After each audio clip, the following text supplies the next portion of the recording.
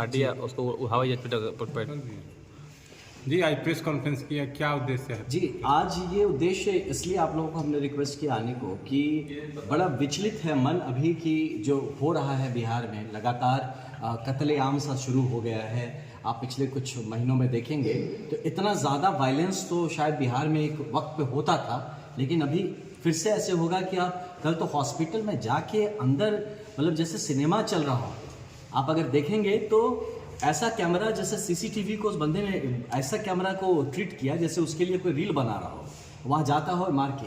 ये दुस्साहस कहाँ से आ रहा है, इसको गहराई से मैं बड़े चिंता में था कल से। जिस लड़के का मर्डर हुआ वो यहीं बक्सर का है, और मैं इस बात को लेकर बहुत चिंता में था कि क्या ऐसा वक्त आने वाला है कि घर में घुस के कोई अब मार देगा गोली। तो इस चिंता में अब क्योंकि मैं आईपीएस में रहा हूं तो एक जायज़ सी बात बनती है कि लॉ एंड ऑर्डर जब बिगड़ता है तो मेरा दिमाग पहले सबसे उस पर चलेगा। मैंने बैठ के पूरी बात को लिखी, अपने दिल की बात लिखी, और मैं चाहता था आपसे साझा करूं। तो मैं आपके लिए जनरली मैं पढ़ता तो नहीं हूं, पढ़ के नहीं बोलता अपनी बात, लेकिन आज मुझे आप अलाउ करिए अपनी बात को मैं कहूँ ताकि कोई बिंदु मुझसे छूट ना जाए। तो ये है कि बिहार को सुरक्षा चाहिए, न कि राजनीतिक साजिशें। इसमें मुझे राजनीतिक साजिश क्यों लग रहा है मैं आपको अभी स्पष्ट कर देता हूँ कि बिहार के अलग अलग हिस्सों में हो रही हालिया चौंकाने वाली और निर्मम हत्याओं ने हर जागरूक नागरिक के मन में गंभीर सवाल खड़े कर दिए हैं कि आखिर इस डर और अराजकता से किसको लाभ मिल रहा है। स्पष्ट है कि चुनावी वर्ष में कोई भी जिम्मेदार पार्टी या सत्ता में बैठा कोई भी नेता इस तरह की घटनाएं तो नहीं चाहेगा, क्योंकि ऐसे समय में जनता का विश्वास सबसे महत्वपूर्ण होता है। तो फिर सवाल उठता है आखिर इसके पीछे कौन है और क्यों है। तो जब एनडीए गठबंधन लगातार यह आशंका जताता रहा है कि इंडिया अलायंस सत्ता में आता है तो जंगल राज की वापसी हो सकती है, तो इस बात पे कि तब यह घटनाएं कहीं इसी डर को झूठा साबित करने के लिए साजिश का हिस्सा तो नहीं। यह भी गौर करने वाली बात है कि विपक्षी ताकतें आजकल सरकार को गुंडा राज का आरोप लगा रही है। मैं जो देख रहा हूं GU लिखती हैं, फिर NDA लिखती हैं, गुंडा राज का आरोप लगाते मैंने देखा है, और ऐसी घटनाओं के सहारे इसे सच साबित करने का प्रयास कर रहे हैं, ऐसा महसूस हो रहा है। तो यह कोई गहरी साजिश और घिनौनी राजनीति का बू नहीं देता क्या कि जहां सत्ता पाने के लिए आम लोगों की सुरक्षा से खिलवाड़ किया जा रहा है। यदि यह सच है तो यह न केवल निंदनीय है बल्कि भयावह भी है। यदि कोई राजनीतिक दल सत्ता में आने के लिए जनता के बीच डर और अराजकता फैलाता है, ऐसा माहौल बनाता है, तो सोचिए कि सत्ता में अगर आ जाए तब उसके बाद क्या होने वाला है। ये सच में बहुत डराने वाली बात है।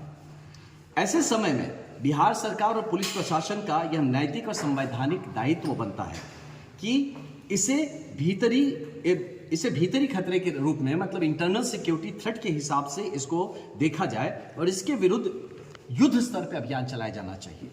यह मेरा मानना है कि जैसे पूर्व रोकथामक और सक्रिय पुलिसिंग अगर नहीं करते हैं इस पे, है ना, तो कहीं ना कहीं बिहार इन राजनीतिक के जो भाड़े के गुर्गे हैं, जो इसको अखाड़ा बना दिया है इन लोगों ने, और ये सत्ता की हवस में पूरे जनता की सुरक्षा दांव पे लगी हुई है।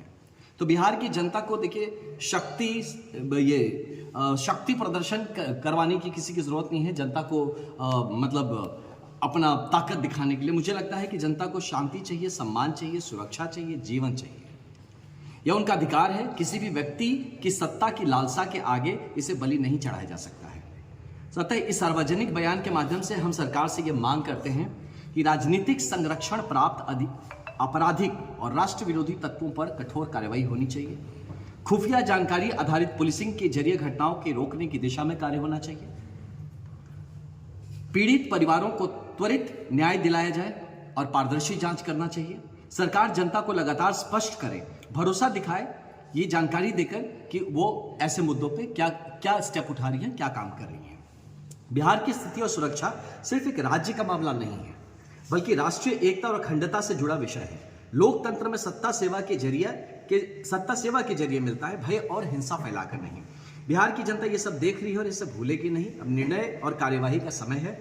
बिहार की शांति और राष्ट्रीय एकता के हित में हम चाहते हैं कि इसको सरकार मजबूती से ले, क्योंकि देखिए ये जनता समझती है कि सरकार कम से कम ये तो कॉमन सेंस है कि सरकार एक इलेक्शन ईयर में इस तरह की घटनाएं तो नहीं होने देगी, वो तो पूरा रोकने का प्रयास करेगी, लेकिन कहीं चूक रहे हैं, उनको भी मेहनत करने की जरूरत है। लेकिन वो लोग जो अपने जंगल राज का जो उनके ऊपर बार बार लांछन लगाया जाता है उसको ढकने के लिए एक गुंडा राज का माहौल क्रिएट कर रहे हैं, कहीं ना कहीं ये वही तो नहीं, इन्हीं का संरक्षण तो नहीं, इन जितने सारे ये मर्डर करने वाले लोग कि भैया अभी तुम कर लो, जब हम सरकार में आएंगे तो हम तुमको संभाल देंगे।